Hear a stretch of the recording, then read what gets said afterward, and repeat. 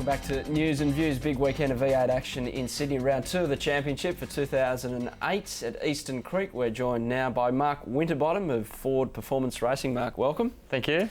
How'd you find the first round in Adelaide? Reading the papers, we basically know, but we want you to use your own words. Yeah. Oh, it was eventful, I guess. If you put it in one word, it was eventful. But you know, motorsport's one of those things. You know, there's a high risk of crashing, and unfortunately we did and got caught up in a crash. But good thing is, after an hour, you kiss, you make up, you know, you phone each other and get over it. And you know, there's been quite a bit of hype about the crash, you know, over the last couple of weeks, and it's only going to take this weekend for something else to happen, and you know, someone will talk about something else. But we're over it and moving on. All right then. In the fair dinkum department, though, you did label Craig Lowndes the dirtiest driver out there, and we also hear about this email that's been sent internally from Ford saying, "Guys, pull your heads in, stop arguing, and get on with it." What can you tell us about that? Yeah, I don't know much about the email, to be honest. I read that in the paper today, which I was quite surprised. And the crash, you know, when you hop out, you're full of emotion. Channel 7 do a great job. They whack the camera in right at the right time. You're emotional. They can see you've got sweat and anger coming out of your body, and you say, you know, probably things that you shouldn't say. So the thing is, you've got to deal with it after and try and pretty it up and move on. But yeah, always say the wrong thing at the wrong time, and they catch it. So you know, I was a victim of that. One guy who seems to get away with it, kind of rightly or wrongly, is Craig Lowndes, because he always seems to be so happy no matter what happens. He's always got a smile on his face.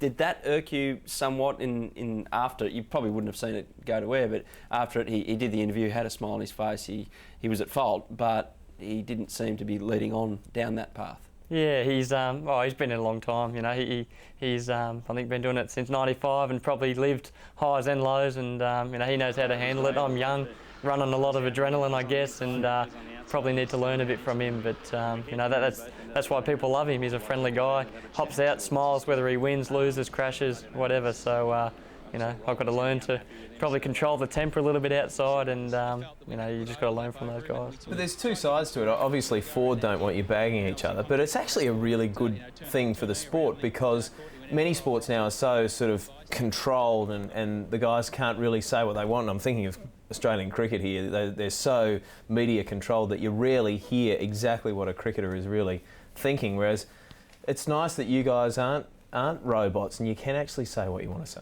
Yeah, you've got to have, you know, some sort of personality. People follow people because of their personality. They love you or hate you. You know, Craig's is obviously the nice, you know, he's a nice guy. That's his image, and mine probably is young and aggressive. Do what you, or say what you think, and you know, go along that line. But it's hard when you're all sponsored by Ford. You know, we get a lot of money and support from Ford fans, and they hate people crashing into each other. And when it's 2 Fords or 3 Fords, you know, they're ropeable. And we've had emails saying, please guys, don't crash into each other, finish the race, win the race for us. We don't want Holden winning. So you know, we turn up for sponsors and you know, fans that keep us going. So we've got to keep them happy, and at the moment we're not doing a good job at doing that, so we've got to improve. Well, on that subject, then, it was all Ford in round 1, because you had the 3 Ford drivers yourself, James Courtney and Craig Lowndes, crashing in race 2, but Jamie Whincup in a Ford just dominated the whole weekend. How was that so? Why was he so far so dominant, basically? He's always quick there, and you know, he was just ahead of the crash, so he got quite a nice jump and stayed away from it. So race 1, we stayed out of trouble. You know, almost won the race. Come home with a clean car. Ford 1, 2, 3. You know, perfect day. Everyone's happy.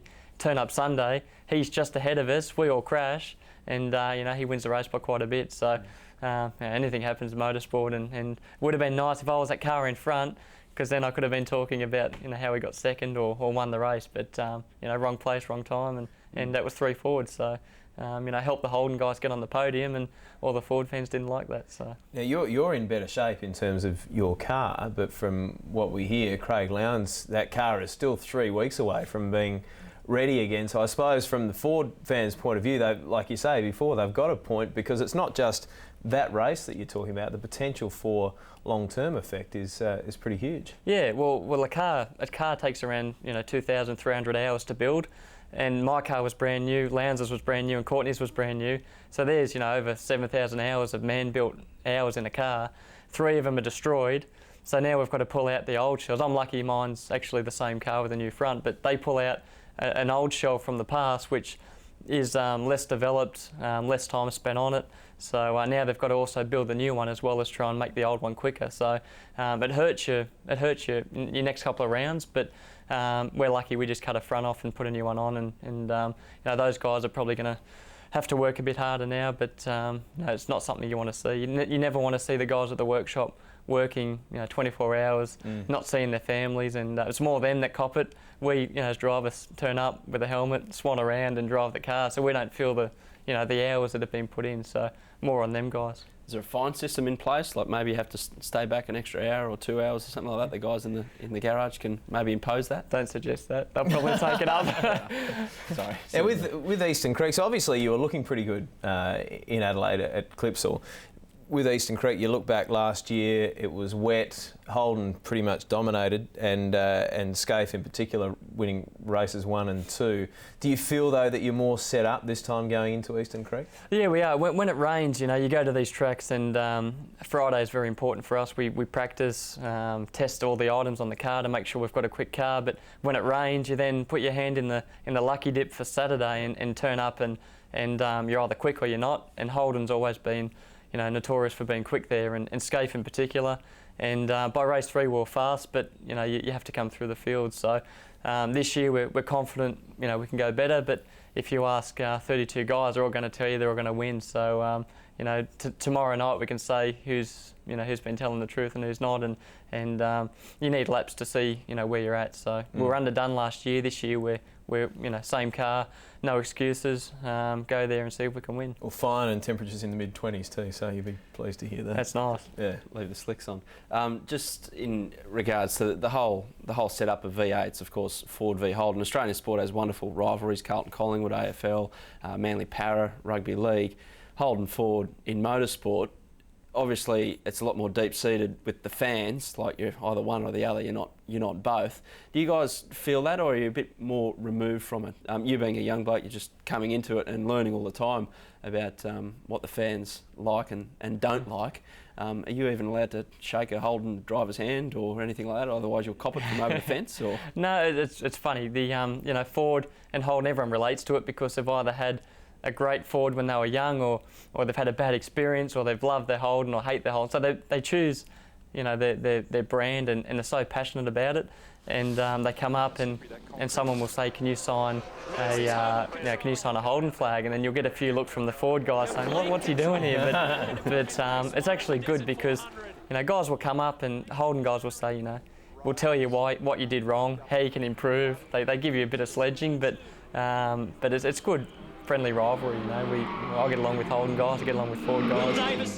You know, you all get along. So, end of the day, the sport's why people go and watch it, and they're passionate, and there's a few guys that will, you know, stick it into you, but it's all good. Are you like personally feeling any pressure this year, because you were kind of a 3-year, you're a long-term plan, a 3-year plan, and they weren't really expecting too much, but this is kind of when they're starting, you know, Ford are starting to expect you to stamp your authority on things. Is that any pressure on you? Not really. I'm in a car that can win, so you know, if you don't do the job, you can only blame yourself. So it's actually good pressure to have. The worst pressure is when you're in a car that can't perform, and you're battling for your job. So at the moment, I'm locked in for another 3 years, and you know, you're tied in. So there's a goal now of, if it's not this year, at least it's next year, or we can set up some sort of plan. But you know, maybe if we keep crashing, they might not renew my contract. Yes. But I'm glad I've signed that beforehand. But you know, we've got a long plan, and everyone wants to win it in their first year, but you've got to be realistic. And you know, I'm going to be in it for a few years to come. And if it's not this year, you do next year, and keep the plan going. So we've got to try and do well, but it doesn't always happen the way you want it. Well, we wish you well for the rest of the season, and this weekend at Eastern Creek. Be nice to your Blues brothers. Be nice to the guys in blue. If you're going to go after anyone, maybe a red. Your boss will be happy with that. You'll be right. Yeah, no, it should be good. Should be a good weekend, and we need to stay out of trouble, and someone else will do something silly and take the focus off us guys. It'll be nice. Excellent. Thank you, mate. Appreciate you coming in. No problem. Mate. Stay with us on News and Views. It's Andrew Moore-Knight again tonight, and he'll be joining us right after the break for his unique look at the week's events.